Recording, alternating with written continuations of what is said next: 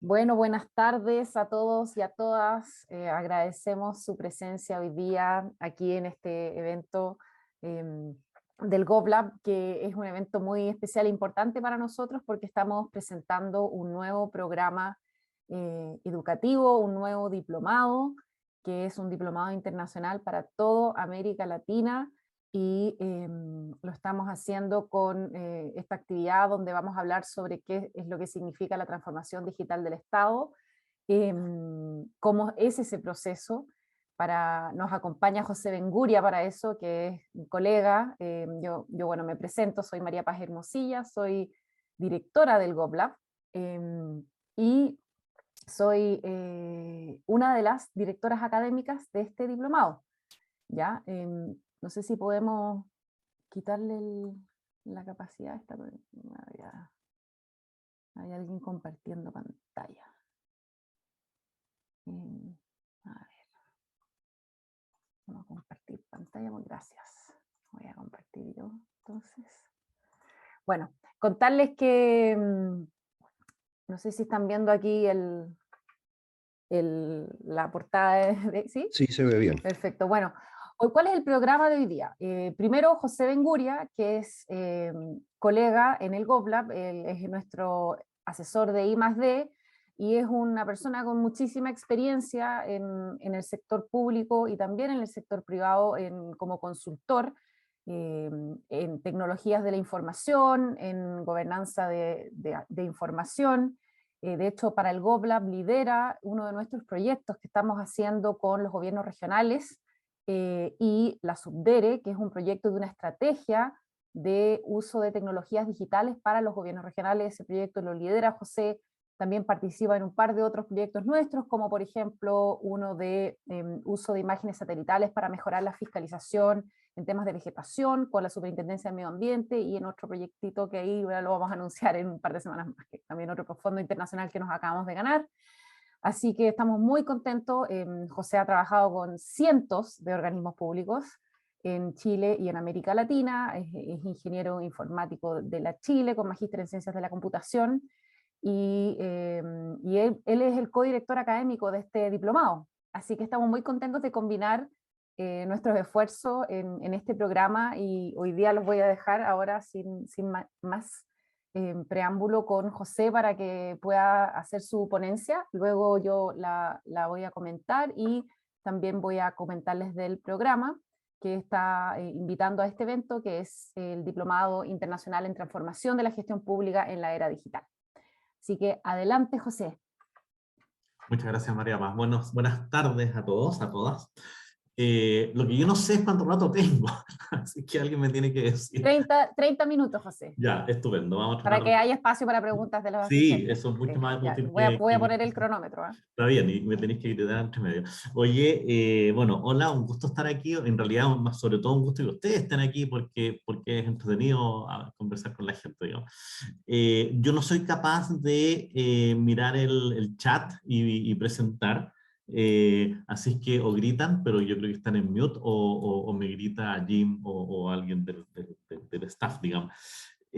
Sí, voy a tratar de... y lo otro que yo tengo que hacer es intentar poner la presentación, que siempre es estresante. Sobre todo porque me doy cuenta que tengo como 3 millones de cosas abiertas. As usual. Ya, entonces ustedes tienen que responder a la frase tradicional de ¿se ve? Sí, se ve, pero todavía no en modo presentación. Ahí tienes que... Ahí perfecto. ¿Presentación sí o no? Sí, ahí sí. Ya, qué bueno. Oye, voy a hacer una presentación. Insisto, prefiero decir una conversación, aunque yo voy a hablar harto, digamos, que tiene, el objetivo es compartir mis reflexiones respecto de la transformación de la gestión pública en la era digital. Uno le podría poner montones de nombres a esto, digamos, pero en el fondo es como conciliar y potenciar el quehacer de la administración del Estado con las tecnologías de información, la transformación digital. De hecho, vamos a discutir qué son realmente esas cuestiones, ¿no? Y básicamente yo voy a decir solo 2 cosas en esta presentación. Uno es cuál es el desafío en gobierno, desde el punto de vista del manejo de información, digamos. Y dos, ¿qué será realmente o cómo aproximarse adecuadamente, prácticamente, a la transformación digital, que es una cuestión que está muy manida, muy dicha, qué sé yo, pero no siempre está como bien definida. Entonces voy a intentar definir eso también. Y quiero partir... por supuesto que lo hice al revés, ya. Quiero partir, bueno, me voy a saltar esto, efectivamente es el lanzamiento del programa de transformación digital, de transformación de gestión pública en la área digital, y esto es un programa para gente que trabaja en el sector público, o que quiere trabajar en el sector público, o que se relaciona relevantemente con el sector público. Es decir, no hay que ser el jefe de gabinete del ministerio, no sé qué, para conversar aquí. Todo lo contrario, digamos. Yo creo que en realidad el sector público es algo que nos atañe a todos, inexorablemente. Voy a tratar de, en general, hablar del sector público, administración del Estado, para distinguirlo del concepto de gobierno, que suele entenderse como la administración circunstancial, o sea, esta administración pasada, administración futura. Pero en general voy a hablar de la administración del Estado, sector público, como el ente con el cual operamos, ¿no es cierto?, como país. Bueno, y el foco, ¿no es cierto?, es tratar de hacer una contribución desde la mirada de la transformación digital, y eso requiere, como dije, comprender qué es sector público, o tratar de entender qué es sector público, y tratar de identificar o reconocer los espacios de agregación de valor con el uso de tecnologías de información. Por motivos prácticos, de repente yo voy a usar la palabra negocio, y en particular la gente del sector público se pone muy nerviosa cuando uno dice la palabra negocio. Ahora, primero lo digo así, lo voy a mencionar de esa manera, por una cuestión súper simple, que es que muchas metodologías y eso hablan de la transformación del negocio. Entonces uno podría decir la transformación del quehacer, el que sí. Y lo segundo, y mucho más importante para mí, que es que no hay que olvidar nunca que el negocio significa la negación del ocio, o sea, el quehacer. Por lo tanto, no es demasiado pecaminoso hablar de negocio. Bueno, hecho ese disclaimer, dije, bueno, ¿cómo parto con esta cuestión? Y voy a partir, no se preocupen que no se vea bien, porque no se ve bien. Voy a partir con 3 o 4 monos, con 3 o 4 figuras, cuyo único objetivo es evidenciar que esta cuestión es difícil. Ese es el organigrama, no encontré uno más nuevo, debe haber por ahí, pero no dio lata a buscar, digamos. Ese es un organigrama de relación del Estado al año 2018. No sé si esto suma los 23 o 24 ministerios que hay hoy día, y definitivamente esto está hablando del Ejecutivo y no de la administración del Estado, que es una cuestión más complicada, porque está el legislativo, el judicial, y además un montón de organismos autónomos, en fin, digamos. De hecho, nadie sabe, lo voy a comentar un ratito más, pero ni siquiera alguien sabe exactamente cuánta gente trabaja en el Estado, ni siquiera hay consenso de qué queda dentro o fuera cuando uno hace una discusión como esa. Bueno, todos los países son así. Este no es el Estado español, este es el Ministerio del Interior de España. Entre paréntesis, España tiene esto de las, ¿cómo lo llaman ellos? Las autonomías, que son las comunidades, digamos, y cada una además se organiza de distintas maneras, etc. Entonces, abordar adecuadamente, coherentemente, yo diría, esto no es trivial, digamos. Bueno, el gobierno de Ecuador, que llama la atención, que tiene un montón de, ¿cómo llamarlo?, de objetos fuera de la administración, y sin embargo un conjunto pequeño de áreas que agrupan ministerios, digamos.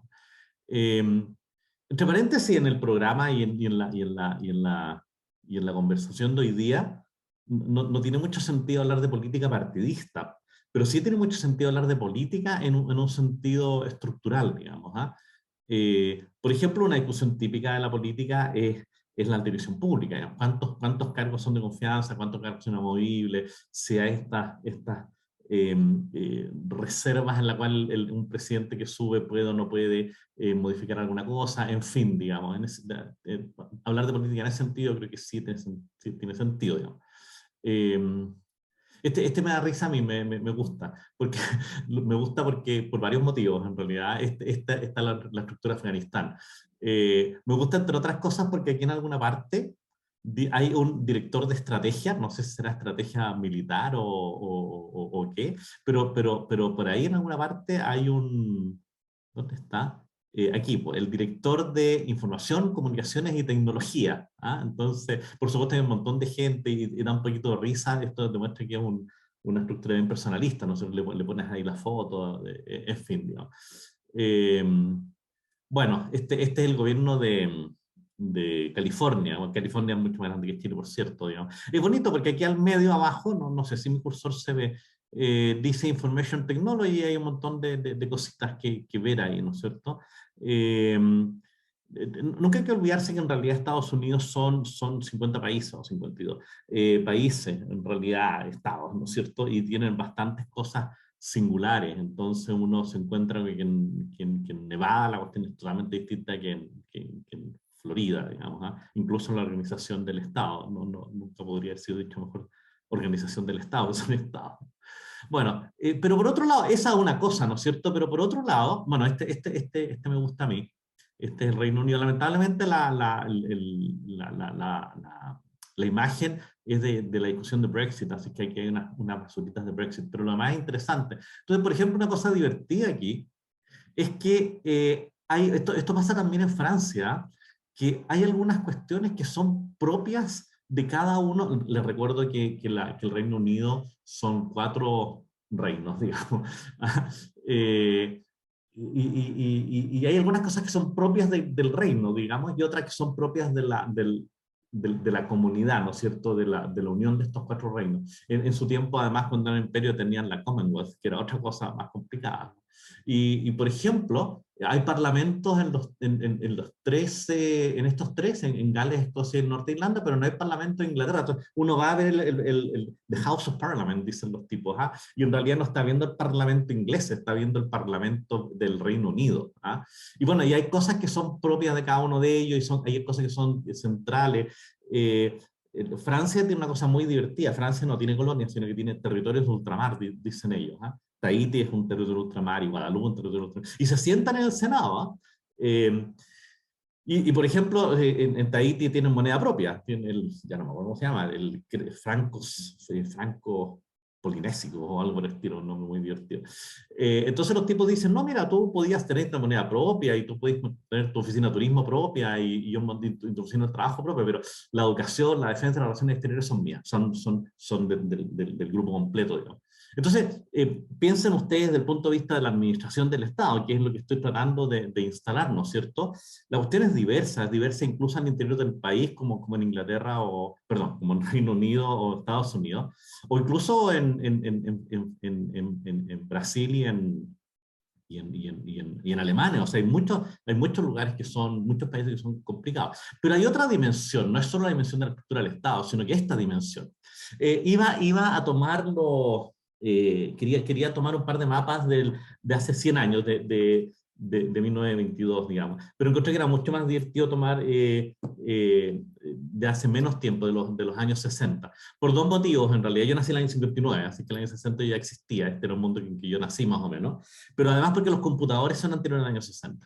Entonces, si uno mira el año 60, uno ve, por ejemplo, Europa, y hay cosas que ve y cosas que no ve. Por ejemplo, bueno, Yugoslavia no existe y no existe hace no demasiado tiempo. Teníamos 2 Alemanias, como decía Mitterrand, que a él le encantaba Alemania, así que quisiera tener 2, decía. Y bueno, hay un montón de otras cosas, ¿no es cierto?, entre medio.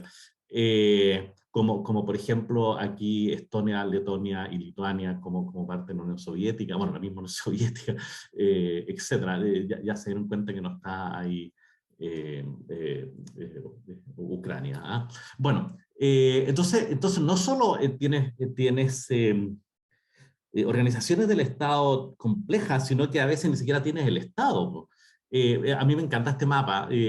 O sea, hay algunos mejores, digamos, pero este es un mapa escolar de los años 60, francés de Asia de los años 60. Recuerden que los franceses eran, tuvieron un montón de colonias y estaban súper instalados en Asia. La comida en Vietnam es súper buena por eso. y el CATRU. Otro día les cuento lo que es el CATRU. Y entonces, por ejemplo, se habla de Indochina. Si ustedes miran ahí abajo en el sudeste asiático, aparece Indochina, no aparece Vietnam, ni Laos, ni Camboya. Camboya me parece que le decían la Cochinchina, Indochina, la Cochinchina.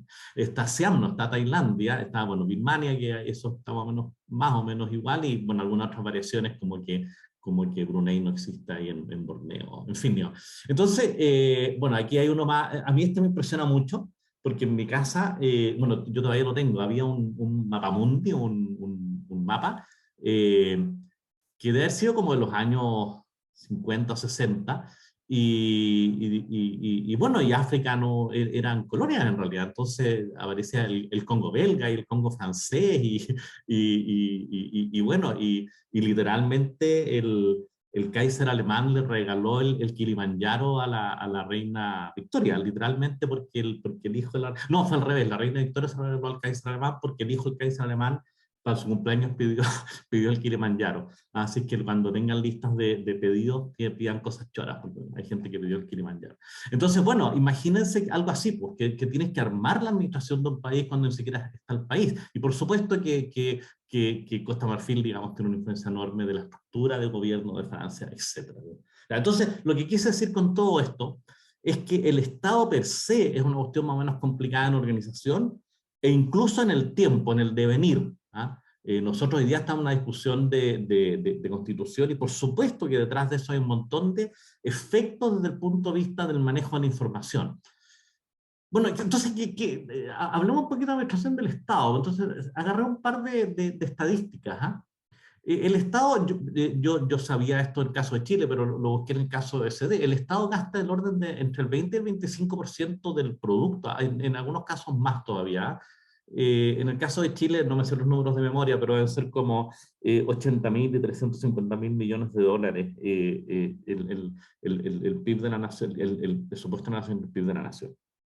Y sorprendentemente, y yo creí que era menos porque en Chile es un poquito menos, el Estado en promedio de la OECD emplea el 21% de la fuerza laboral, y eso es un tremendo número. Ahora, esta discusión es súper grande porque incluye a las Fuerzas Armadas o no, incluye a los médicos o no, incluye a los profesores o no, y en esas tres cosas nomás te lleváis, en el caso chileno podéis tener 180.000 personas o un poquito más, digamos. ¿Ah? Bueno, pero la administración del Estado no es solo gastar. Entre paréntesis, me encantaría que alguien entre medio, Jim o quien quiera, diga que todavía estoy, porque uno de mis inseguridades en la vida es estar hablando solo. Así que cada Sí, tanto aparece acá que diga perfecto. que existo. Gracias. Perfecto, todo muy Bueno, bien. entonces no es solo un tema de cuánto gastáis. Perdón, ¿alguien iba a decir algo? Sí, que yo estoy escuchándolo. Gracias, muchas gracias.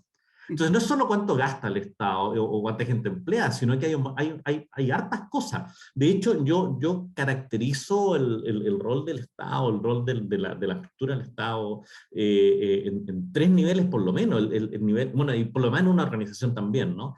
En cualquier organización, quiero decir. Hay una discusión cultural, ¿no es cierto?, que es qué hacemos y cómo lo hacemos, o sea, en la inspiración central, ¿no es cierto? Hay una dimensión estratégica, y estratégica es el alineamiento de largo plazo para que las decisiones sean eficientes, etcétera, etcétera. Y por supuesto que hay una cuestión operacional, que es lo que ocurre cotidianamente. Y por supuesto que además esta cuestión tiene efectos de corto y largo plazo, ¿no es cierto? Bueno, el Estado provee un conjunto importante de función administrativa a una cantidad importante, le hace a todos los ciudadanos, incluso no ciudadanos, por ejemplo, los inmigrantes, incluso un turista, digamos, y a personas jurídicas que no son tan pocas, y además el propio Estado es cliente del Estado, y eso es algo que no hay que olvidarse, porque a veces el Estado se queda, algunos organismos del Estado se queda en la claridad de que el Estado es el cliente del Estado y se olvida de repente los ciudadanos, las personas jurídicas. Eso no es lo que pasa, digamos. ¿Ah? El Estado además se comporta como empresario. Por ejemplo, el Estado chileno es dueño voy a dar un caso mucho más bonito del chileno. Pues. El caso chileno es dueño de, no sé, pues de Codelco o de ya no me acuerdo cuántos, pero sí me acuerdo, 10 puertos a nivel nacional. O el Estado panameño es dueño del Canal de Panamá y hace poco tiempo tuvo un litigio enorme, que entre paréntesis lo arbitró un conocido mío, digamos, en la ampliación del Canal de Panamá entre el Estado de Panamá y una empresa española, que era un consorcio con una empresa española. Entonces, el Estado tiene un comportamiento empresario probablemente en cualquier parte del mundo. El Estado chino es dueño de un porcentaje mayoritario de cualquier empresa que haya en China, digamos, hasta lo que yo supe. Bueno, naturalmente el Estado además regula todas las actividades lícitas, digamos, y trata de combatir las ilícitas. Por lo tanto, ahí también hay un quehacer relevante, hay un quehacer empresario, etcétera, y hay un quehacer regulatorio, lo cual a veces entre paréntesis genera una tensión al interior del Estado. Y además conviven diversos modelos de negocio no necesariamente coherentes. ¿Ah?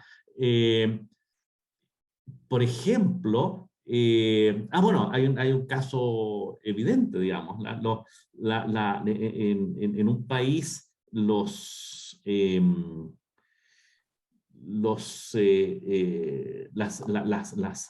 áreas, las divisiones, las autonomías, las provincias, las regiones, llámalo como quiera, con costa o sin costa, tienen preocupaciones distintas, y algunas tienen preocupaciones ambientales mayores que otras, y en algunas tienen preocupaciones de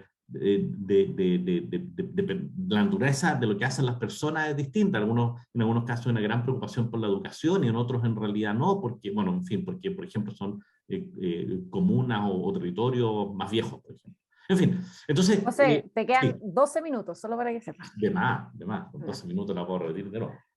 No, voy a correr. Entonces, el Estado tiene un conjunto de complejidades, ¿no es cierto? Por ejemplo, y esta lista podría ser enorme, ustedes la podrían hacer mejor que yo.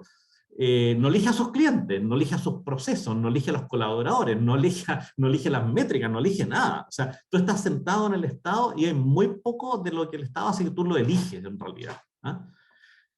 Tiene escrutinio interno y externo, y a veces de terceros, incluso internacionales, por ejemplo. Requiere coordinaciones de múltiples agendas, de múltiples estándares, de múltiples regulaciones, insisto, interna y externa. Un caso súper interesante es en Brasil. En Brasil tiene impuestos nacionales, federales y municipales, y son incoherentes. Entonces, instalar una empresa en Brasil requiere de una habilidad, solo desde el punto de vista tributario, inmensa. Bueno, y por supuesto, ustedes lo saben mejor que yo, los plazos están dados por externalidades como la política, la urgencia, las relaciones internacionales, etc.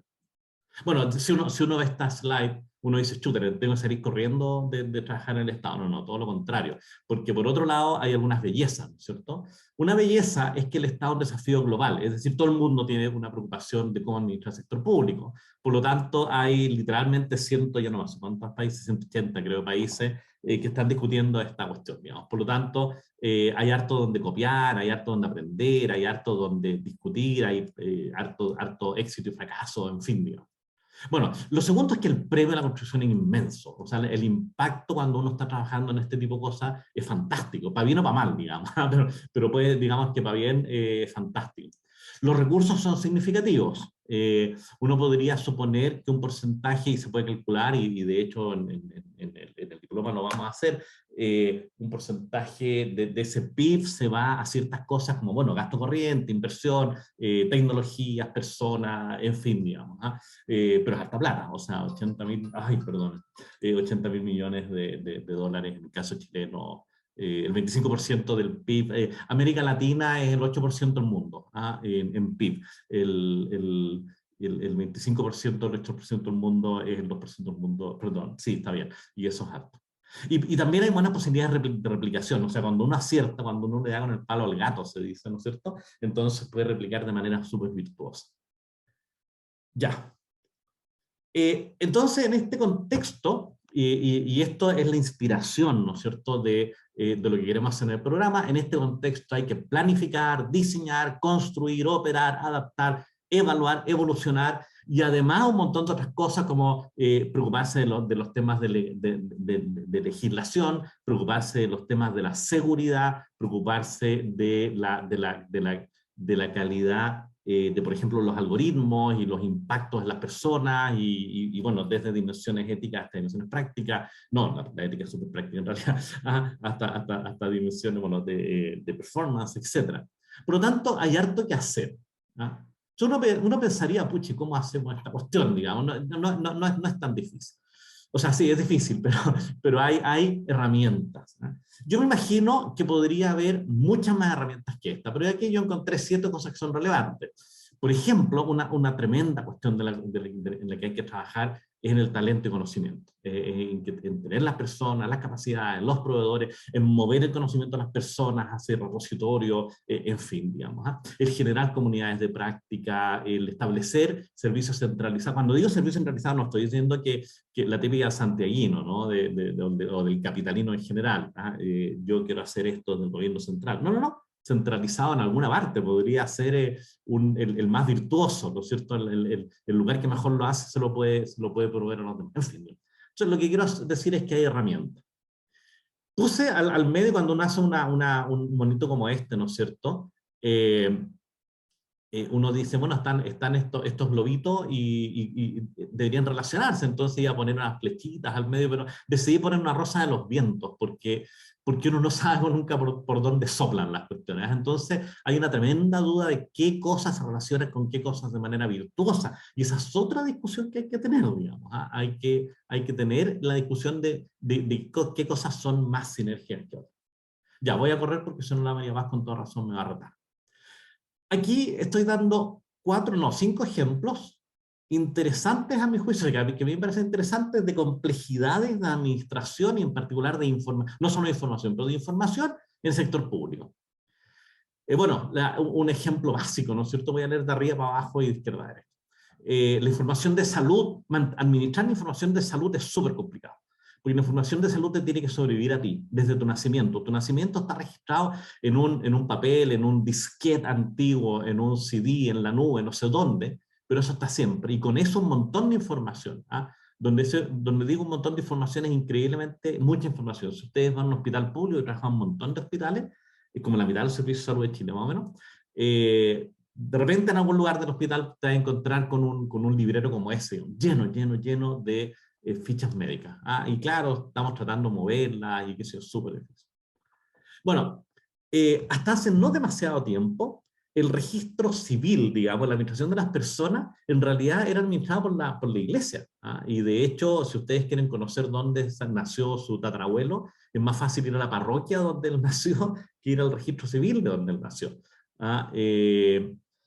Y de maneras increíbles, súper complicadas, no me voy a detener aquí, pero la Iglesia Católica diseñó un mecanismo de información distribuido en papel, sin redundancia, pero a prueba de fallo, un poquito lento, y claro, cuando se quemaba una iglesia quedaba el desastre, digamos, pero funcionaba.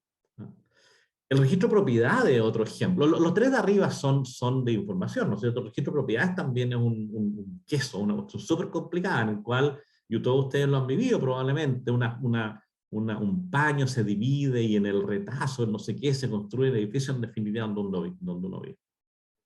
Pero no quise hablar solo de ejemplos de información, quiero hablar de ejemplos de transformación, de reglas de negocio. Y se me ocurrieron 2 que yo las encontré bonitas.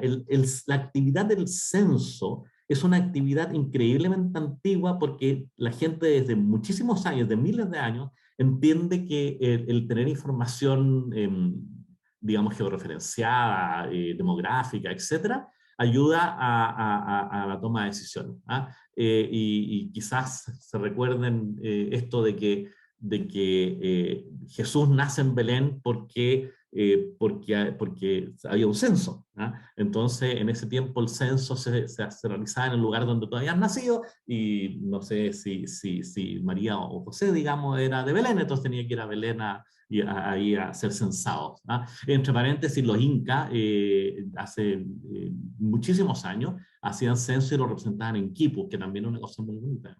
Y hoy día, literalmente hoy día, hace, digamos, unas poquitas semanas, a Chile se le reconoció por el uso de información para tomar decisiones de manejo de la pandemia. Alguna gente podrá discutir que se manejó bien, se manejó mal, eso lo podemos discutir, pero que se necesita información, o que es útil tener información para el manejo de la pandemia, es una opción súper bonita y es increíblemente actual, digamos. Ya, voy a terminar en 2 minutos porque dije que ese era un problema de los que quería hablar. Te quedan 5. Pero estoy con eso, estoy sobrado, cariño. Entonces dije yo de hablar de dos cosas. La primera cosa de la que quería hablar era de gobierno. Y lo que yo traté de hacer con esto es decir, esta cuestión es compleja, hay herramientas, hay mecanismos y hay cosas súper lindas que se pueden hacer simplemente con la información, bueno, con la información, pero también con las reglas de negocio, es decir, con el uso de la información de manera inteligente, o llámala como quieran. La segunda pata, la segunda componente de lo que quiero decir es transformación digital. Y aquí, esta parte es más corta, no se ocupen, quiero inspirar con esto. Hace casi 4.000 años, Hammurabi dijo, ¿sabéis qué va? Vamos a poner la ley en piedra. A mí me encanta, esto está escrito en piedra. Bueno, Hammurabi lo escribió en piedra. Y dijo, voy a poner todas las leyes, hizo una, ¿cómo dicen? ¿Cómo se dice lo que están haciendo ahora en la constituyente? ¿Una convención? Sí, pero están ahora en el comité de darle coherencia a las leyes. Bueno, armonización, la armonización. Muchas gracias. Armonizó las leyes y las puso en piedra y a partir de ahí todo el mundo sabía que la cosa estaba de esa manera, ¿no es cierto? Entonces uno dice, bueno, ya, pero Hammurabi, no maldita Hammurabi. Esto es del BID de hace unos poquitos años, de hace 5 años. No es Hammurabi esta cuestión. Esto es lo que te pasa a ti día a día. No sé en qué país estás, lo que te pasa a ti esto. Te puedes demorar, no me interesa que abajo esté el país A y arriba el país B, lo que sí me interesa es que te puedes demorar de 2 a 10 haciendo el trámite, entre paréntesis. En Chile hay unos 300 por 400 millones de trámites todos los años. Así que aquí estamos hablando de eso multiplicado por el número de horas, pónganle el costo horario que quieran, digamos. Y esto es transformación digital aplicada. O sea, esto ya no es Hammurabi y no es hablar en abstracto del gobierno. Es decir, yo le puedo mejorar la vida a las personas, a muchas personas, en 300 o 400 millones de trámites solo en Chile, multiplicado por un poquitito de eficiencia. Detrás de esto hay otras ventajas, pero no las voy a... Por ejemplo, si te demoras menos, entonces necesitas menos metros cuadrados para atender gente, solo por ejemplo. Y ahí hay mucho dinero entre paréntesis. Entonces, cuando hablamos de transformación digital, no es hablar de Hammurabi o hablar del abstracto del gobierno, es decir, oye, esta persona, este ciudadano, puede ir mejor. Y eso es una belleza. Por supuesto, como esto hay 100 ejemplos, digamos. Entonces yo quiero aquí distinguir dos cosas.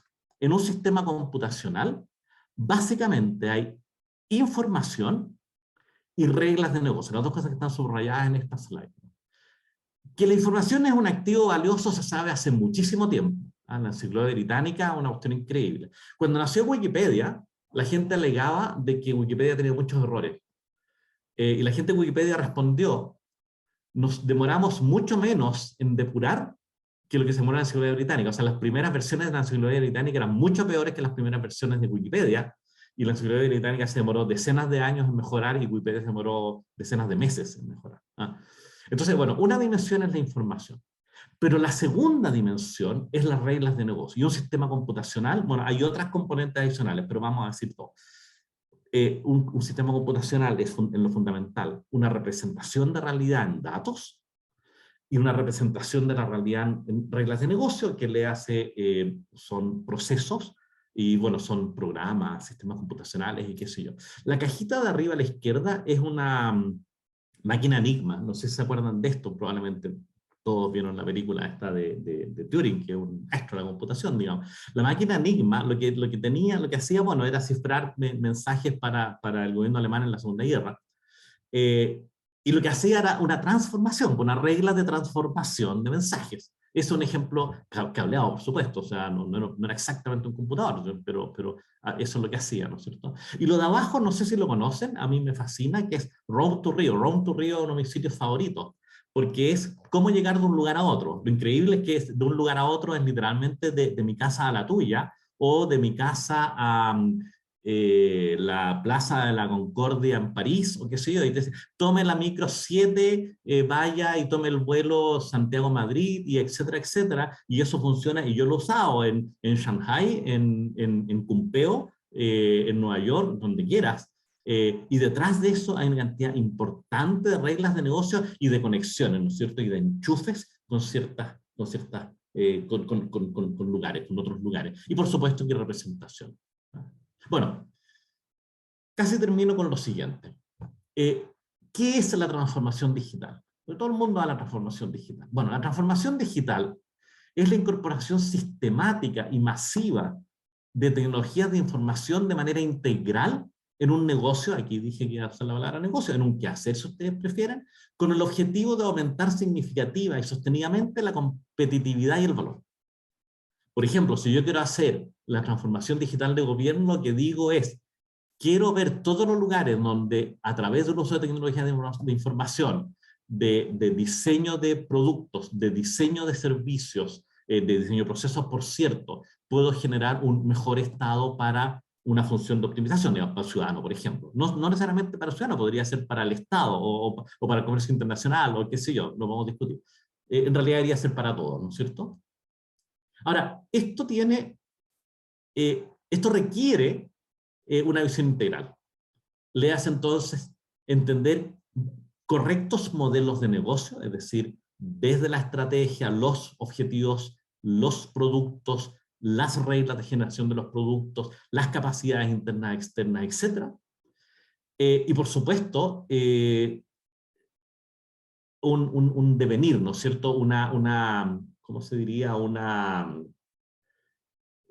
transformación, una manipulación del ecosistema para que esto pase.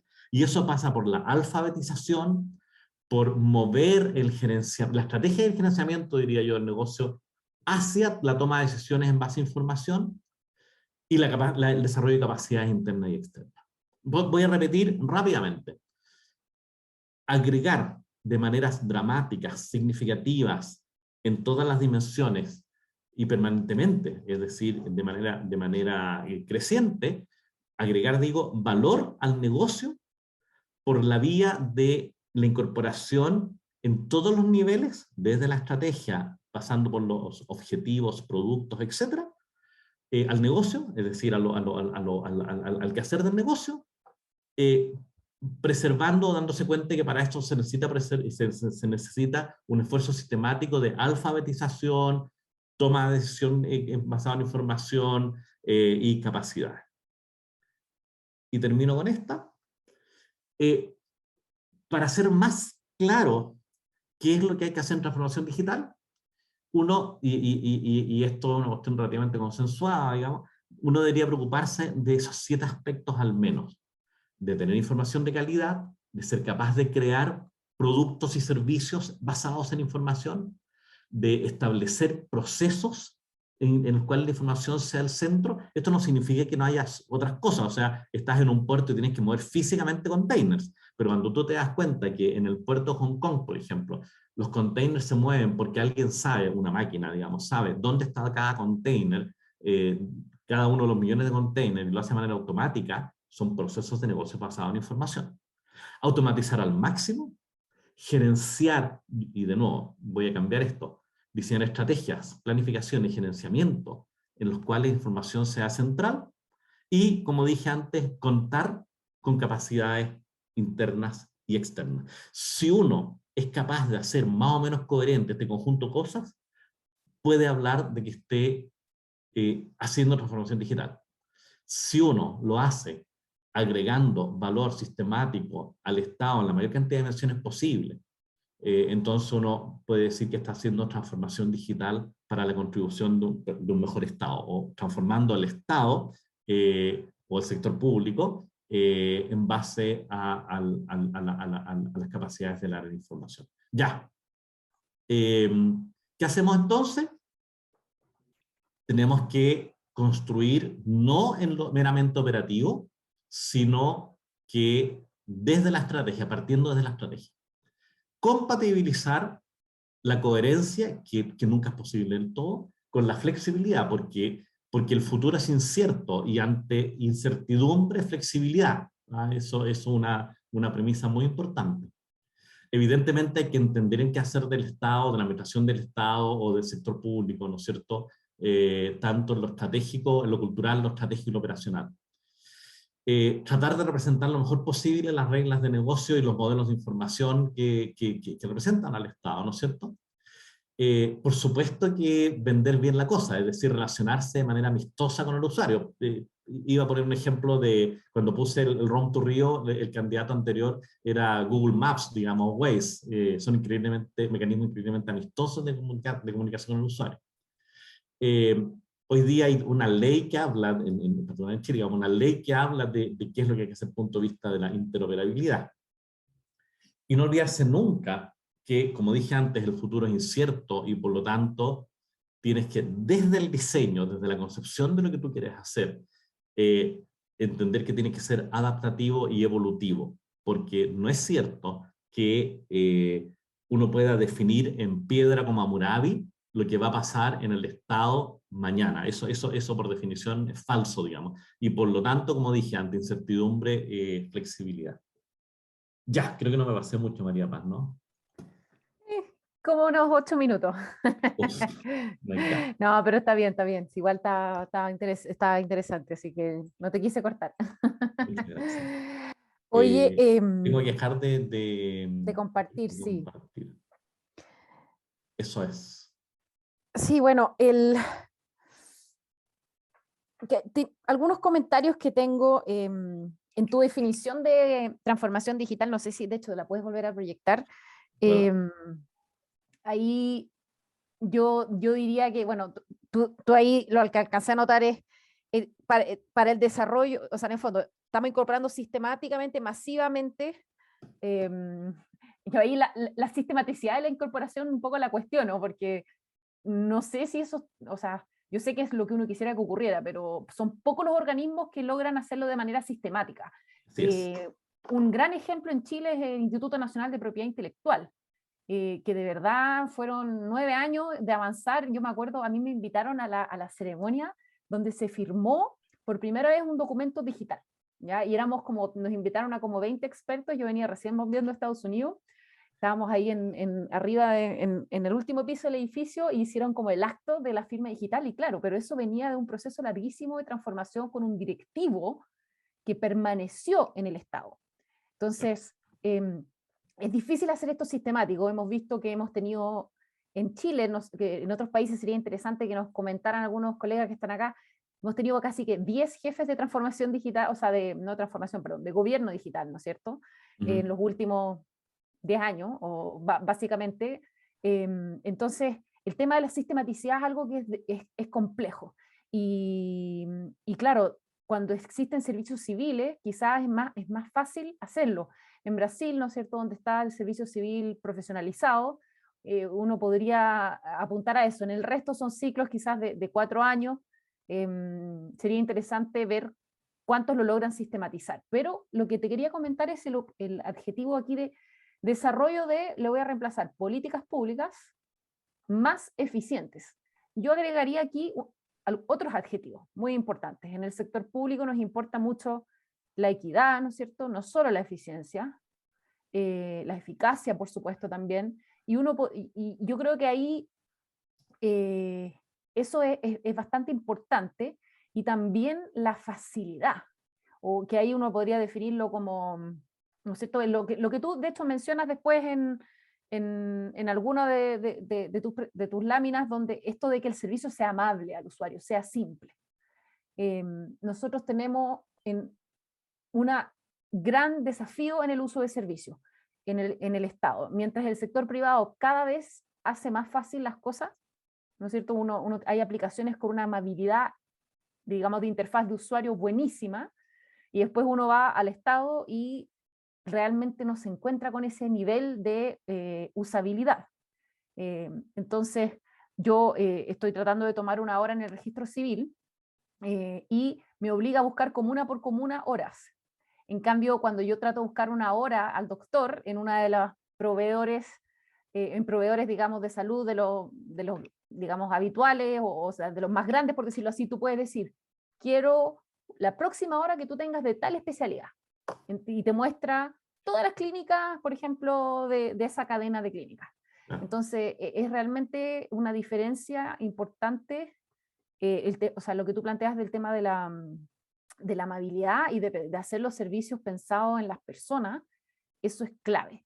Bueno, si quieres puedes dejar de compartir, pero yo le agregaría algunos adjetivos más eficientes, de todas maneras, y ahí obviamente un enfoque que en el GovLab es siempre lo que planteamos, un enfoque también centrado en los derechos, ¿no es cierto? Aunque también obviamente hay deberes, pero es importante el que podamos promover, ¿no es cierto?,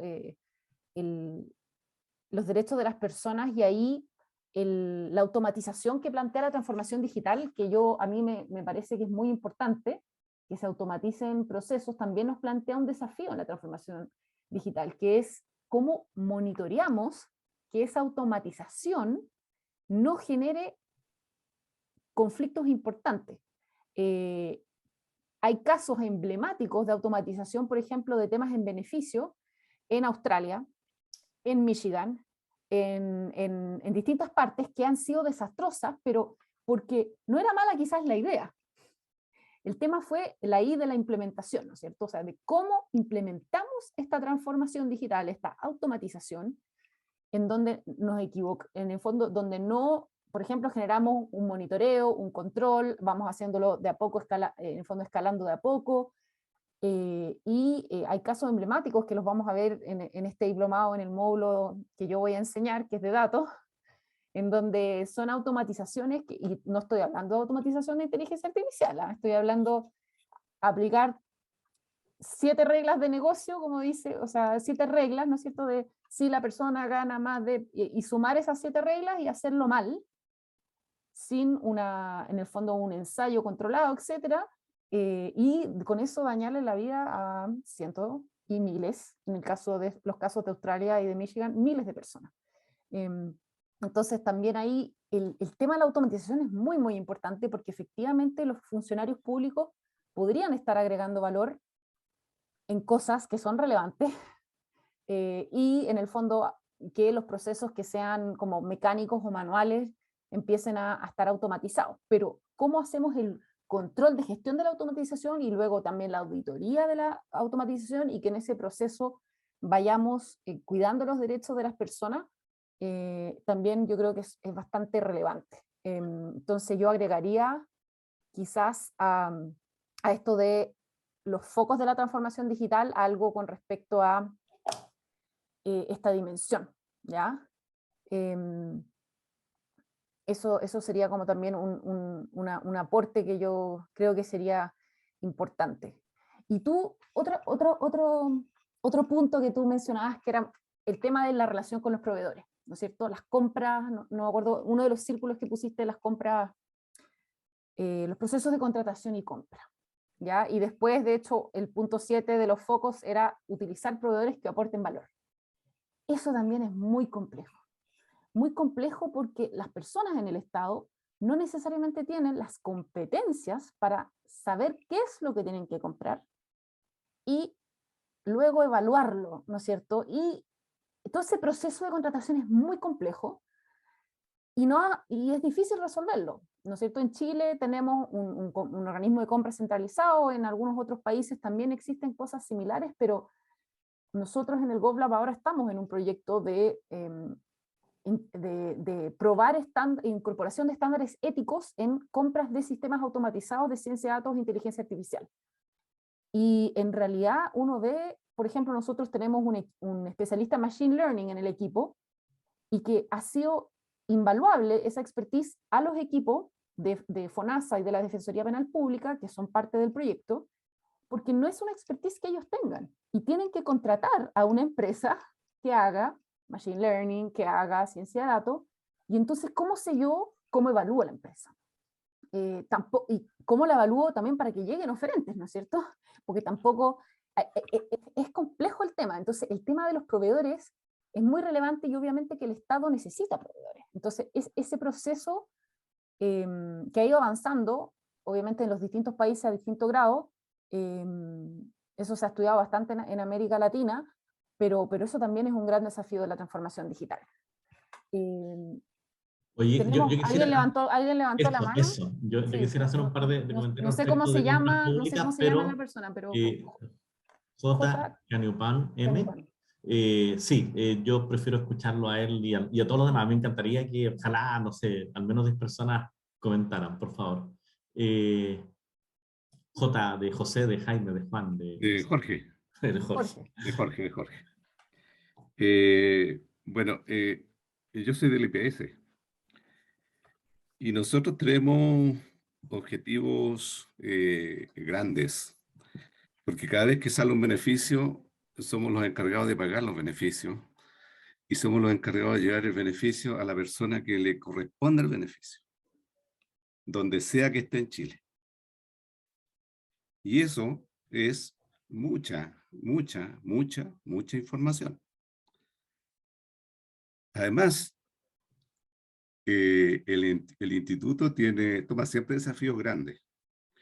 Por ejemplo, se implementó ya la norma 3262, que es un tremendo desafío, que quizás no tenga que ver mucho con algo digital, pero sí tiene que ver con algo de equidad, de género, de respeto, etcétera, etcétera.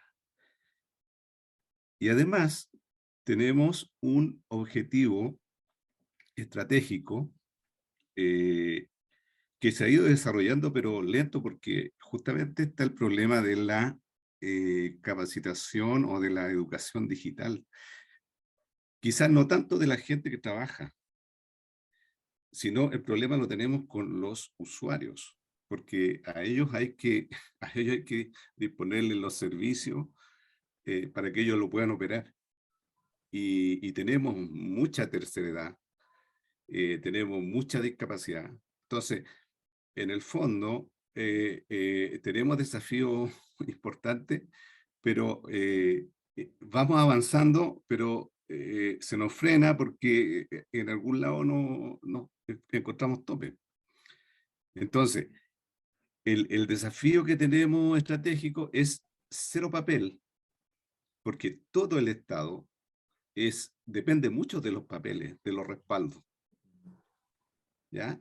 Y yo siempre pregunto, ¿y cómo vamos? Sí, sí estamos, vamos hacia allá, vamos hacia allá, vamos hacia allá, vamos hacia allá. Y resulta que, claro, hacemos PDF, hacemos expediente electrónico, usamos el correo, ¿ya?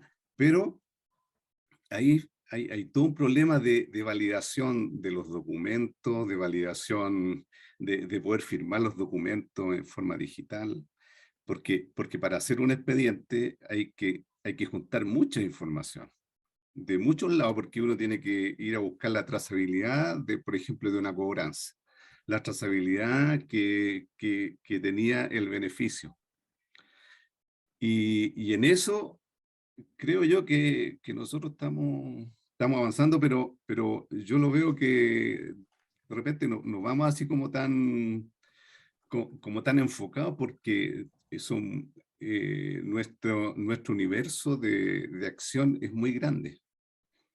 Es muy grande, de Arica a Punta Arenas, e incluso más que eso, porque tenemos que ir a lugares apartados. Bueno, a mí no me ha tocado ir, pero yo hablo como experiencia que al IPS lo hace. Lo hace, que va a llevar los pagos a lugares muy apartados, a la montaña, etcétera, etcétera, lugares que no todo el mundo puede, incluso solamente se puede llegar en helicóptero o en avión, etcétera. Entonces, claro, para nosotros es importante lo digital, es importante la ciencia de datos, es importante porque manejamos mucha información, mucha información. Y la información también hay que cuidarla. Entonces también tenemos ahí un problema de ciberseguridad, que de repente uno quiere conectarse a alguna cosa y todos los bloqueos aparecen y no se puede nomás, ¿ya?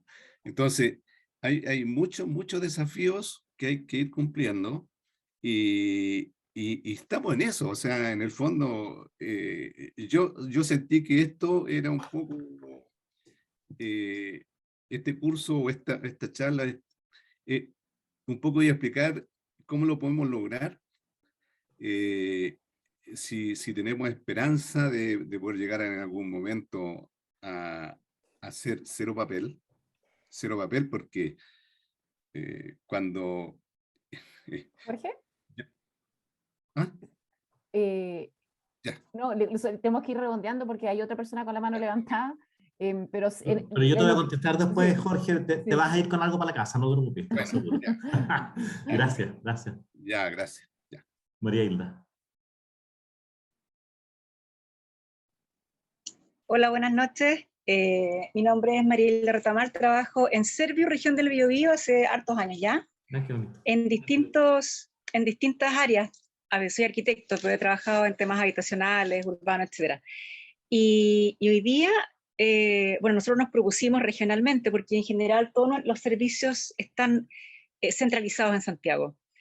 Y nuestro ministerio es muy grande y las prioridades generalmente son cumplir con el déficit habitacional y cuando hay problemas de, o sea, no sé, pues acá hay muchos temas de sismos, etcétera, y también temas de cubrir necesidades viales y todo eso, como que las prioridades están todas en eso. Es como un estado constante de nuestro, por lo menos nuestro servicio público, por eso lo quiero contar desde mi experiencia, siempre trabajando en la contingencia, por lo tanto hay muy poco espacio para innovar y crear, pero a los que nos gusta innovar dentro del servicio, hemos tomado la instrucción presidencial del año 2019 respecto a la digitalización y al cero papel. Y con eso, en el servicio creamos un equipo que se llama Equipo de Transformación Digital, que está conformado por distintos profesionales de distintos departamentos. Entonces, nos unimos, esto es absolutamente extra a nuestro trabajo, la verdad. Nuestro trabajo sigue funcionando y seguimos con nuestras propias metas. Y lo que nos hemos, y hemos estado generando distintos sistemas, no, más que nada, revisión de los procesos, por eso me hace mucho sentido lo que usted expuso antes, revisión de los procesos para ver cómo los podemos mejorar tomando ciertas herramientas digitales, porque el tema no es llevar la digitalización porque tenemos que evitar el papel. Yo creo que el tema es, tenemos que buscar dentro de las herramientas que nos presenta la tecnología hoy día, maneras de mejorar nuestros procesos, hacerlos más eficientes. Pero lo que me he dado cuenta, y lo que se han dado cuenta mis compañeros también, es que las personas tienden como a seguir haciendo el flujo como si fuera un papel, pero a través de los sistemas. Entonces, de repente hay cosas tan ilógicas como que entregan un expediente, por ejemplo, a la secretaria digitalmente, la secretaria lo entrega al jefe, y así.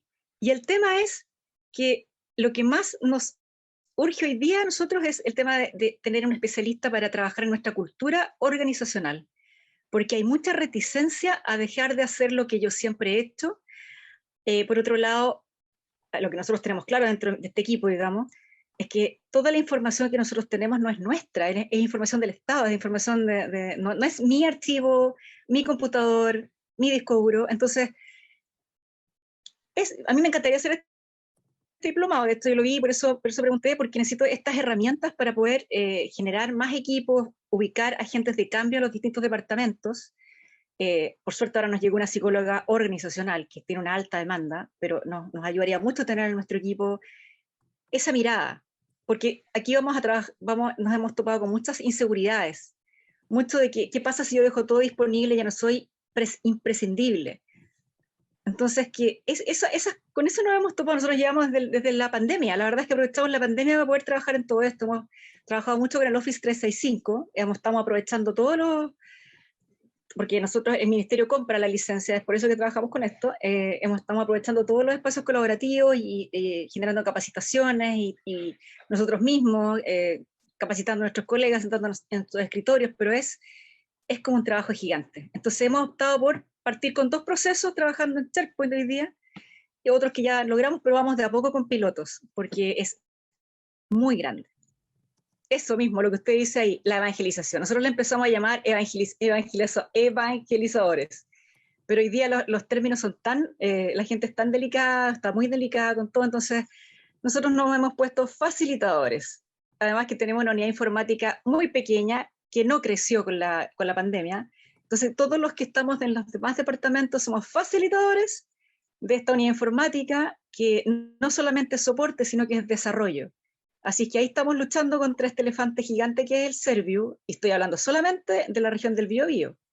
y por otro lado en Santiago no nos pescan mucho el ministerio, porque ellos tienen otras urgencias. Entonces hacemos lo que podemos, pero por eso necesitamos herramientas. Oye, no sé si hay más manos levantadas, pero quiero hacer 3 comentarios así rapiditos. Uno, a propósito de lo que decías tú, María Paz, efectivamente yo creo que el caso de las compras públicas en el mundo es un caso de éxito, con todo lo sufriente, con todo lo difícil que es. A mí me tocó hacer un benchmark global, terminé mirando las cuestiones de la Comunidad Europea, pero también de la India y qué sé yo, y ese es un tremendo desafío en el cual pequeñas contribuciones son fantásticas. Hoy día, si uno mira compras públicas en Chile, se va a hacer mucho mejor, pero lo que se está haciendo hoy día es increíblemente bueno comparado con lo que se hacía hace 5 o 10 años. A Jorge, te puse ahí Jorge. Jorge, claro, en una charla como esta uno no puede hacer una contribución muy específica, pero si querías un framework, si querías un marco, mira arquitectura empresarial, a lo mejor ya lo usa, y en particular TOGAF, hay como 4 modelos, TOGAF es como el más usado hoy día, y escoge pedacitos de TOGAF para comer, como dice María Hilda, para comerse la nefanta pedazo a mascadas. Entonces, si quieres llevar tu grupo a la casa, arquitectura empresarial, yo creo que es una cuestión súper aplicable, en particular al sector público, no solo al sector público, y un mecanismo estructurado para tomar las mejores decisiones posibles en cada momento. Oye, sí, yo que soy santiaguino por todos lados, encuentro que Santiago apoya poco. Fíjate, Marialda, que yo creo que las comunidades de práctica son una cuestión que nosotros Chile, pero nosotros los de transformación digital, nosotros en cualquier país, deberíamos desarrollar. Es decir, nada mejor a que tú puedas llamar a tu colega en Antofa y te diga, oye, esa cuestión que tú estás diciendo, yo resolví un pedacito de esta manera. Oye, qué buena idea. Y después tú llamas al hombre de Puerto Montt y tú le decís, oye, mira, tengo este pedacito resuelto, y las comunidades de práctica son súper virtuosas, porque además uno se siente menos solo, ¿no? Y eso es importante.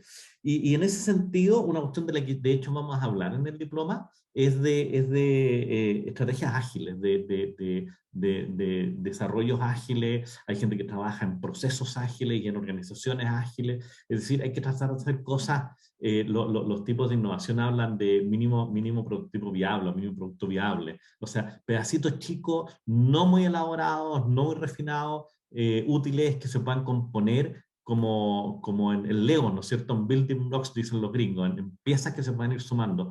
Yo creo que por ahí hay un tema. Claro, Temuco es un buen candidato para ti, pues está cerca, son buenos, en fin.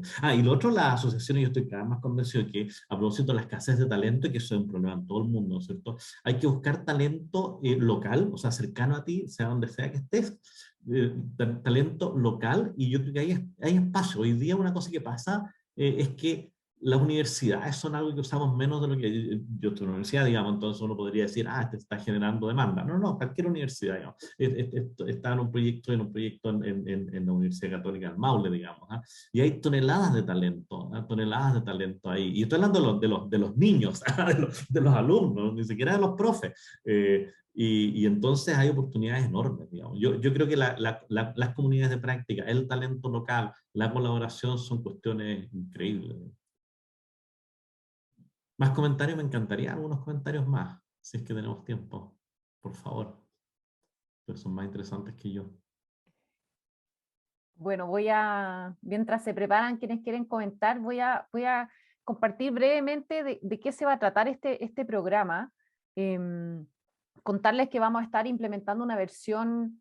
Este programa nace con una inspiración global, y en ese sentido somos parte de una comunidad internacional, pero vamos a aterrizarlo, por supuesto, a la realidad de América Latina, ¿ya? Y el objetivo, si se fijan acá, este es un programa. Los verbos clave de nuestro objetivo general del programa: analizar, fundamentar y diseñar, ¿ya? ¿Qué cosa? Bueno, los procesos que hagan la transformación, la modernización, la innovación del sector público. ¿A través de qué? El uso de datos, las tecnologías, diseño y gestión de proyectos basados en los usuarios, ¿ya? Que sean colaborativos y éticos. Y aquí hay otro verbo importante: detectar oportunidades y desafíos, y todo esto, por supuesto, para generar un valor público, ¿ya? Entonces, en este sentido, nosotros la transformación es la clave, donde las herramientas digitales son parte, pero fíjense que hay otras cosas también muy importantes y en la malla se ve eso. Este no es un diplomado de transformación digital, este es un diplomado de transformación pública en la era digital. Se tiene un foco un poquito diferente que da ese sello. Pueden participar funcionarios públicos o personas que trabajan con el Estado. Estamos buscando una experiencia deseable, mínima de 3 años, preferente, pero tampoco exclusiva en el sector público. Ese es el perfil. Personas pueden ser con educación técnica de 2 años, deseable 4 años. Entonces también estamos buscando personas que estén trabajando en el Estado, pero tampoco es necesario que sean jefaturas para tomar el diplomado. Sí estamos buscando una cohorte internacional. El perfil de egreso, son 4 competencias de perfil de egreso, muy importante, y la primera, valorar la experiencia de los usuarios de los servicios, poder colaborar con especialistas, ¿ya? Esto es bien importante. Luego, lo que es el diseño y administración de servicios, a partir de la comprensión del uso de los datos, ¿ya? Pero considerando los aspectos éticos. Luego, incorporar metodologías que apoyen el diseño de gobiernos abiertos y colaborativos. Y uno muy último que habla de un poco lo que hablaba María Hilda, ¿no es cierto? El identificar oportunidades y desafíos para mejorar las operaciones, en donde por supuesto aquí hay temas muy importantes institucionales y estructurales de cambio, ¿ya? Y todos estos 4, en el fondo, resultados del perfil de egreso, lo que buscamos está basado en este currículum internacional que se llama Teaching Public Service in a Digital Age. Somos parte de una comunidad de práctica. El currículum completo del diplomado está en español, y fue diseñado por un grupo de 20 profesionales de 10 países, coordinado por la Harvard Kennedy School. Yo participé en este proceso en la parte de datos, por supuesto, que es mi expertise. Ustedes pueden revisar aquí el sitio web de esa iniciativa. Y la malla curricular, que son 120 horas, si se fijan, José les va a dar la bienvenida, donde va a hablar qué significa gobernar en la era digital, va a hablar de los sistemas de información. Después tenemos un módulo solamente de iteración, que lo va a hacer Javier Traslaviña. Luego tenemos algunas horas más de enfoque de usuario y diseño, donde es muy importante. Acá tenemos un profesor que fue director del Lab Capital en Colombia. Después tenemos un módulo más largo, porque el tema de los datos sí es un tema muy relevante, el tema de la información, como decía José, que tiene tanto la mirada de las oportunidades, pero también del riesgo, que lo dictamos con Romina Garrido, que es experta en protección de datos personales. Luego un módulo sobre colaboración, trabajo de manera participativa y abierta, que lo dicta Fabricio Scrolini, que es director de ILDA. Y finalmente un módulo sobre la superación de barreras legales, financieras y organizacionales, que, ¿no es cierto?, es el tema que hablaba María Hilda, que es muy, muy relevante, que lo dicta Yolanda Martínez, que estuvo a cargo de la estrategia digital en México y fue representante del BID en Chile. Entonces, el cuerpo docente, bueno, José y yo dirigimos, los profesores son de distintos países: México, Uruguay, Colombia y Chile. Ahí estamos todos nosotros y con muchas ganas de que tener un cuerpo internacional también de estudiantes.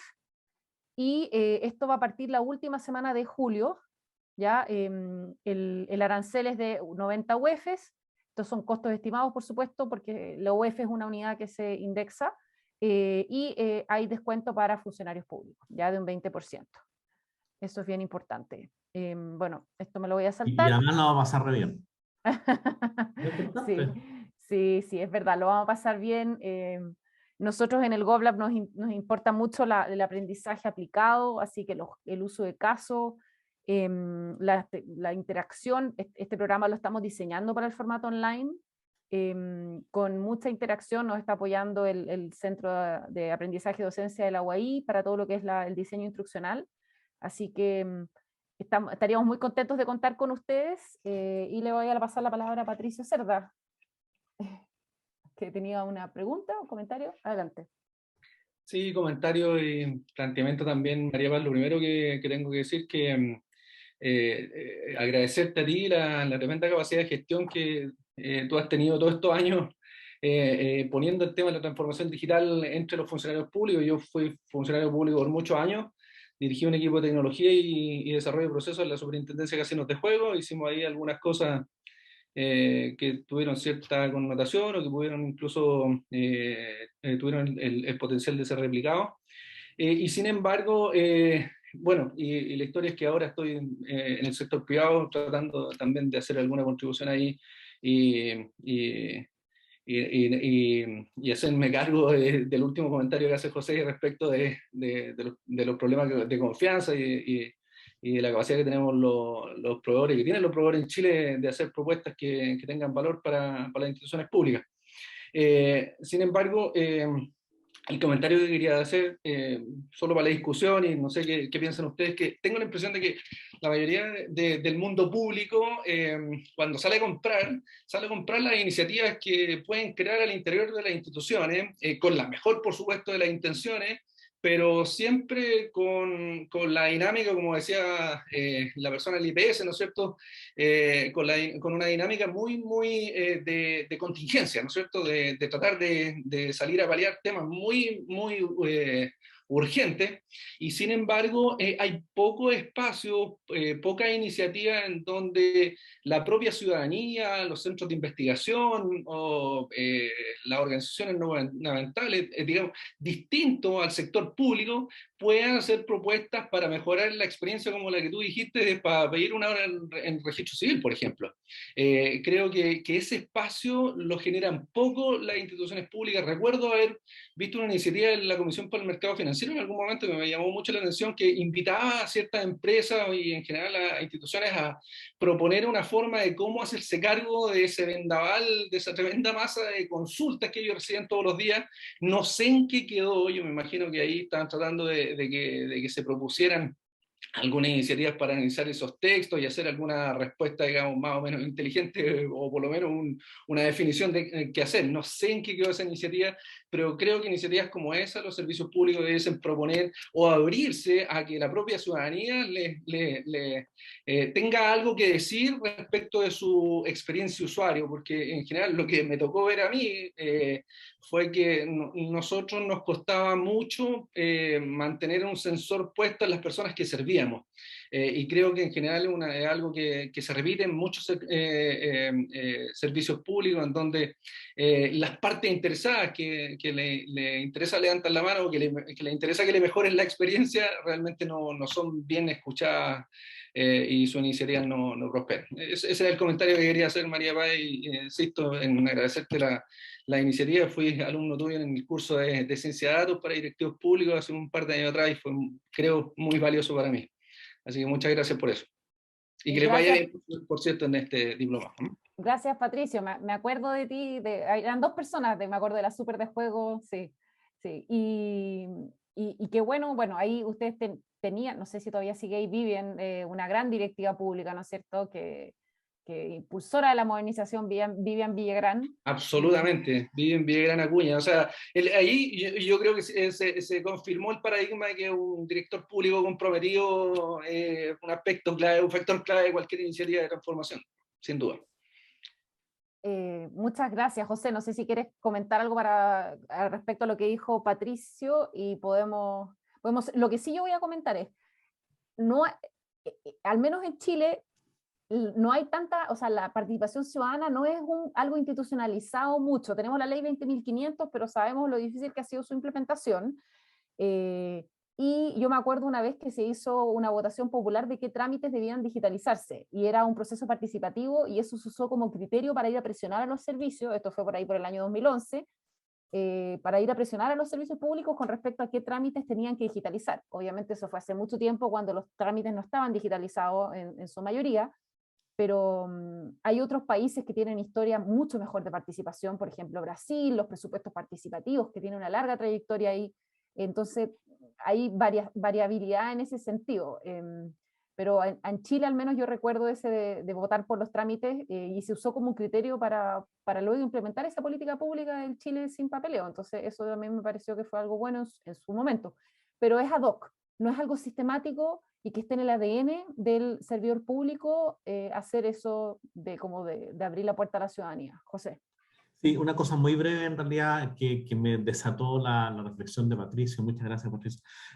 Fíjate que ustedes saben que la OECD hace estos rankings de competitividad de los países, y tiene un conjunto relativamente pequeño de criterios, por supuesto que se descomponen, algo así como 12 o 13 criterios, y Chile sale mal, más o menos sistemáticamente, en 2 criterios, lo cual es bueno, porque si tú salís mal en todo, estáis como ahí entre Tongoy y los vilos, digamos, al medio. Pero si tenéis 1 o 2 criterios que salen mal, entonces podrías trabajar sobre ellos. Bueno, lo sorprendente es que donde salimos más mal parados como país es en confianza y cooperación. O sea, dicho más en chileno, nosotros no conversamos, y cuando conversamos, conversamos desde la desconfianza, no desde la construcción de cuestiones en conjunto. Por eso es que lo que tú dices a mí me hace lamentablemente mucho sentido, digamos. Aquí el que quiere comprar, y yo he hecho muchos procesos de compra, en pocas ocasiones hace un RFID, un requerimiento de información.